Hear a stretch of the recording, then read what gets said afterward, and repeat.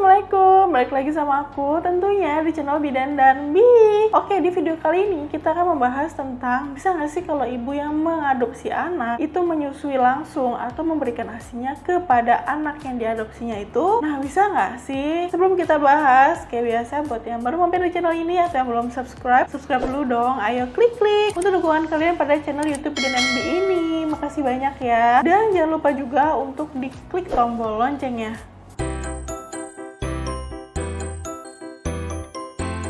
Seorang ibu yang mengadopsi bayi itu juga punya kesempatan loh untuk memproduksi ASI secara langsung dan bisa memberikannya kepada bayi yang diadopsinya dengan cara melakukan metode induksi laktasi. Nah, induksi laktasi itu adalah metode untuk merangsang produksi ASI kepada wanita yang tidak mengalami kehamilan dan melahirkan. Nah, kita juga tahu ya kalau yang namanya menyusui itu tidaklah mudah, itu nggak gampang gitu loh. Nah, jangankan ibu adopsi, ibu yang mengandung dan juga melahirkan secara langsung aja itu sulit untuk mengeluarkan ASI dan juga menyusui. Oleh sebab itu, induksi laktasi ini tuh juga nggak mudah dan harus juga didukung oleh suami, keluarga. Malah yang paling bagus lagi kalau misalnya ibu itu konseling langsung sama konselor laktasi yang benar-benar paham betul tentang menyusui. Alasan utama ibu adopsi itu ingin melakukan induksi laktasi yaitu membangun ikatan kuat antara ibu dan juga anak serta mencukupi kebutuhan gizi anak yang diadopsinya itu. Dan Organisasi Kesehatan Dunia atau WHO itu merekomendasikan pemberian ASI eksklusif dari bayi itu lahir sampai usia 6 bulan dan dilanjutkan sampai usia 2 tahun dengan pemberian makanan tambahan atau MPASI, makanan pendamping ASI. Nah, sebelum kita bahas gimana sih cara metode induksi laktasi itu, kita harus tahu dulu nih gimana sih proses terjadinya produksi ASI dan juga pengeluarannya supaya kita lebih mengerti dan juga bisa membayangkan gimana cara induksi laktasi nanti. ASI atau air susu ibu itu adalah nutrisi yang terbaik untuk bayi, ya kan? Nah, produksi ASI itu dipicu oleh 3 hormon nih, yaitu hormon estrogen, hormon progesteron, dan human placenta lactogen atau hormon yang diproduksi oleh plasenta selama kehamilan. Setelah memasuki usia kehamilan 16 minggu, ibu hamil itu udah mulai memproduksi ASI. Tapi produksi ASI-nya itu nggak berlanjut karena tertahan oleh hormon kehamilan. Ketika bayi lahir dan plasenta atau ari-ari itu udah keluar, hormon yang mempengaruhi proses pembentukan ASI itu akan menjadi aktif, apalagi kalau dilakukan tindakan inisiasi menyusu dini atau IMD. Nah, hisapan bayi ini akan mengirim sinyal ke otak ibu untuk mempengaruhi bagian otak yang disebut hipofisis. Hipofisis bagian depan itu akan mengeluarkan hormon prolaktin yang berperan dalam produksi ASI. Nah, hipofisis bagian belakang itu akan mengeluarkan hormon oksitosin yang berfungsi untuk kontraksi otot yang ada di sekeliling saluran ASI sehingga ASI yang udah diproduksi akan bisa dikeluarkan. Kalau misalnya ibu mengalami kelelahan atau masalah-masalah psikologis, misalnya ibu ini khawatir nggak bisa memberikan ASI secara langsung kepada bayinya, terus juga khawatir tentang pekerjaannya, ada masalah sama suami atau nggak keluarga, nah itu bisa menghambat kerja hormon oksitosin ini. Jadi pengeluaran ASI-nya tuh malah jadi tambah susah gitu loh. Nah, sebaliknya nih kalau ibu mengalami yang namanya rasa senang, bahagia, happy, senang menjadi ibu, senang dekat sama anak, senang dekat dengan bayinya gitu kan, senang juga suami ikut dalam pengasuhan anak dan hal lain yang bisa menyenangkan ibu, nah itu akan memicu pengeluaran hormon oksitosin ini sehingga produksi ASI-nya itu akan sangat mudah untuk dikeluarkan. Jadi kalau misalnya ibunya sedih atau khawatir, itu pengeluaran ASI-nya akan susah, akan sulit. Tapi kalau ibunya bahagia, senang, nah itu biasanya akan lancar gitu loh keluarnya ASI-nya itu. Nah, terus gimana nih cara atau teknik metode induksi laktasi ini dilakukan? Jadi sesuai dengan proses pembentukan dan pengeluaran ASI yang tadi kita udah bahas, jadi kita bisa tahu kalau hal utama untuk proses laktasi atau menyusui itu adalah stimulasi pada payudara, baik itu oleh hisapan bayi atau memerah ASI, perah ASI dengan tangan atau dengan alat misalnya pompa atau pumping, dan pijat laktasi atau pemijatan pada payudara secara rutin. Ini gunanya untuk memicu keluarnya hormon prolaktin yang merangsang produksi ASI. Jadi dibutuhkan stimulasi payudara untuk mengirimkan sinyal ke otak bahwa kebutuhan ASI diperlukan. Jadi semakin rutin ibu menstimulasi payudaranya dengan menyusui langsung bayinya hingga 8-12 kali sehari atau memerah ASI dengan tangan atau dengan pompa, maka akan semakin besar juga peluang payudara untuk bisa memproduksi dan mengeluarkan ASI. Dan tentu aja suasana hati ibu itu juga akan mempengaruhi pengeluaran ASINya. Kalau ibu hatinya stres atau lagi sedih, itu akan sulit untuk bisa ASI itu keluar. Tapi kalau ibunya happy, senang, bahagia, maka pengeluaran ASINya insya Allah akan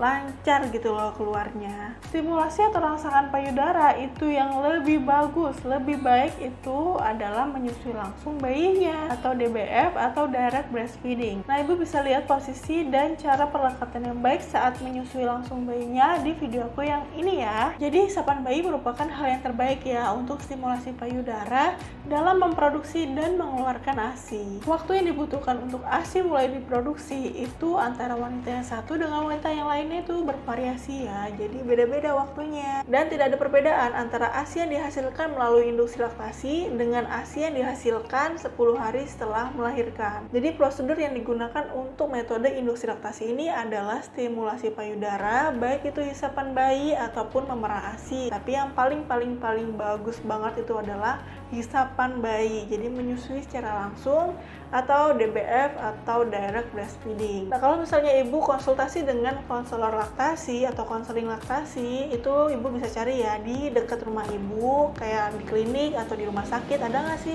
konselor laktasinya. Nah, itu kalau di rumah sakit biasanya dokter. Nah, biasanya konselor laktasi itu akan memberikan obat perangsang hormon untuk meningkatkan keberhasilan induksi laktasi ini. Jadi caranya dengan kombinasi keduanya, yaitu dengan stimulasi atau rangsangan payudara dan juga obat perangsang hormon. Kapan sih waktu yang tepat untuk melakukan induksi laktasi? Induksi laktasi ini itu sebaiknya dilakukan sebelum si bayi yang akan diadopsi itu lahir. Bisa 3-6 bulan sebelum bayi lahir. Terus ibu juga bisa melakukan pemijatan secara rutin payudaranya dan juga memerah ASINya itu setiap 3 jam sekali yang rutin tiap hari selama 10-15 menit. Karena tentunya semakin awal itu akan semakin baik gitu kan untuk meningkatkan keberhasilan metode induksi laktasi ini. Kalau induksi laktasi ini dilakukan setelah bayi lahir, maka ibu harus sering-sering banget untuk menyusui bayi secara langsung dan juga memerah ASINya secara rutin tentunya untuk meningkatkan produksi ASINya. Karena biasanya prosesnya itu nggak sebentar, jarang banget nih misalnya melakukan induksi laktasi ini terus 1 minggu keluar ASINya itu jarang gitu loh. Jadi benar-benar biasanya lama prosesnya. Oleh karena itu induksi laktasi ini sebaiknya dilakukan sebelum bayi yang akan diadopsi ini lahir. Malah nih yang lebih baik lagi kalau misalnya bayi yang akan diadopsi ini lahir nih, pas baru lahir itu ibu yang akan mengadopsinya nih, ibu adopsi ini yang langsung memberikan IMD atau inisiasi menyusu dini. Jadi kedekatan antara ibu dan juga anak yang diadopsinya itu akan terbentuk sedari dini. Dan diharapkan metode induksi laktasi ini akan semakin meningkat. Terus nggak bisa dong induksi laktasi ini dilakukan pada bayi yang udah lahir atau yang usianya udah berbulan-bulan. Tetap bisa berhasil, tapi mungkin akan membutuhkan waktu yang lebih panjang, yang lebih lama gitu loh, dibanding sama ibu yang sudah mempersiapkan induksi laktasi ini sebelum si bayi yang akan diadopsinya itu lahir. Tapi nggak ada yang nggak mungkin ya, semuanya mungkin bisa terjadi. Jadi jangan putus asa dulu, semangat! Nah, tips nih buat ibu yang ingin melakukan induksi laktasi ini adalah yang pertama, ibu kalau mau ingin melakukan induksi laktasi ini harus memiliki tekad yang sangat-sangat kuat.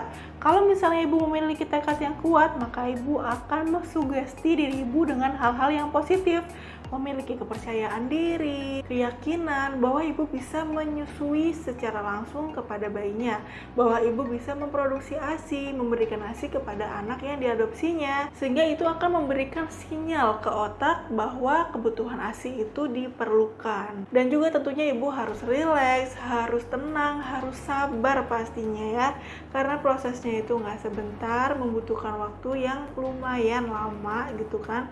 Jadi ibu harus benar-benar sabar, juga hatinya sebisa mungkin diusahakan mungkin senang, happy gitu bawaannya ya, supaya produksi ASINya itu lancar, pengeluarannya pun juga lancar gitu. Kalau sedih kan kan jadinya agak sulit gitu loh untuk dikeluarkan ASI-nya, ya kan? Ibunya juga harus istirahat yang cukup, penuhi nutrisinya ya. Nutrisi ibu tuh juga harus dijaga, kayak pola makannya diatur, makan makanan yang bernutrisi. Kebutuhan cairannya juga harus diperhatikan ya. Minum air putih 2 liter sehari. Sangat dianjurkan untuk sering-sering kontak kulit dengan baik atau skin to skin contact dengan bayi pada saat bayi tidak menyusu. Misalnya dengan metode kanguru, di mana bayi itu selalu berada di dada ibu, tidur bersama bayinya secara langsung, baik itu siang ataupun malam, menggendong bayi sesering mungkin, sebisa mungkin pekerjaan yang berkaitan dengan si bayi, misalnya kayak mandiin, ganti popok, gantiin baju, itu ibu yang melakukannya. Kalau misalnya bayi itu mau menyusu, ya ibu langsung susuin. Jadi susuin bayi secara langsung bisa 8-12 kali sehari. Jadi kalau dengan kita sering-sering menyusui bayinya secara langsung, itu biasanya akan juga mempengaruhi produksi ASI-nya gitu loh. Jadi produksinya akan semakin banyak. Pastikan ya posisi dan perlekatan bayinya itu benar saat menyusui. Jadi ibu bisa lihat di videoku yang ini. Perhatikan asupan bayi itu cukup. Jadi ibu harus perhatikan ya, kira-kira tuh asupan cairan yang ada di dalam bayi itu cukup atau enggak. Apa sih tanda-tanda bayi itu kurang ASI? Apa sih tanda-tanda bayi itu kurang cairan atau mengalami dehidrasi? Nah, ibu bisa lihat di videoku yang ini ya. Jangan menggunakan botol susu atau dot pada bayi, karena itu akan membuat bayi itu menjadi bingung puting. Jadinya bayi akan sulit untuk menyusui secara langsung gitu loh kepada ibu. Kalau misalnya payudara ibu belum bisa mengeluarkan ASI, nah itu ibu membutuhkan yang namanya ASI donor, hanya untuk permulaan aja, hanya untuk awal aja gitu ya. Nah, caranya ibu bisa taruh ASI donor di botol atau di squid kayak gini ya. Terus diberi selang kecil atau nasogastrik. Nah, ujung selangnya itu bisa taruh di botolnya atau di squidnya itu. Nah, yang satu lagi ditempelkan di payudara ibu, di dekat puting ibu. Ibu bisa mengontrol pengaliran susunya itu dengan cara merendahkan atau menaikkan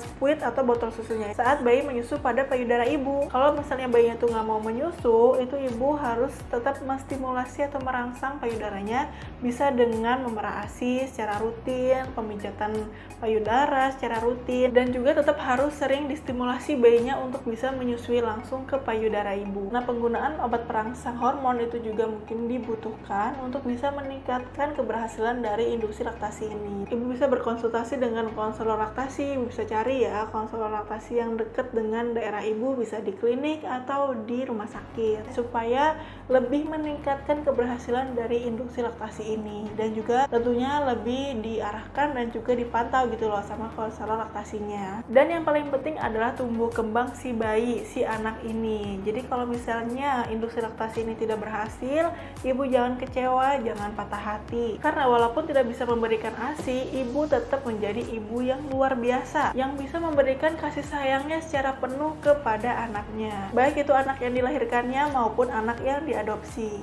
Dan buat para ibu adopsi, ini merupakan hal yang luar biasa ya, dimana ibu itu mau merawat, memberikan kasih sayang, membesarkan anak yang diadopsinya ini dengan baik. Jadi walaupun tanpa harus menyusui langsung, tanpa memberikan ASI secara langsung, ibu tetap luar biasa, karena dengan pilihan ibu untuk mengadopsi anak itu udah suatu hal yang sangat-sangat luar biasa. Hebat loh itu. Oke ibu-ibu, itu tadi adalah tentang induksi laktasi, tentang bagaimana cara mengeluarkan ASI tanpa hamil atau untuk ibu-ibu yang ingin mengadopsi anak. Semoga bermanfaat, semoga membantu ya. Yang baru mampir di channel ini atau yang belum subscribe dulu dong. Ayo klik untuk dukungan kalian pada channel YouTube DNB ini. Makasih banyak ya. Kalau kalian suka sama video ini, jangan lupa untuk di like. Kalau ada pertanyaan atau kalian mau aku bahas apa di video selanjutnya, komen aja di bawah. Makasih udah nonton videoku kali ini, nonton juga videoku yang lainnya ada di playlist. Tinggal diklik sesuai dengan kebutuhan kalian. Oke, assalamualaikum warahmatullahi wabarakatuh.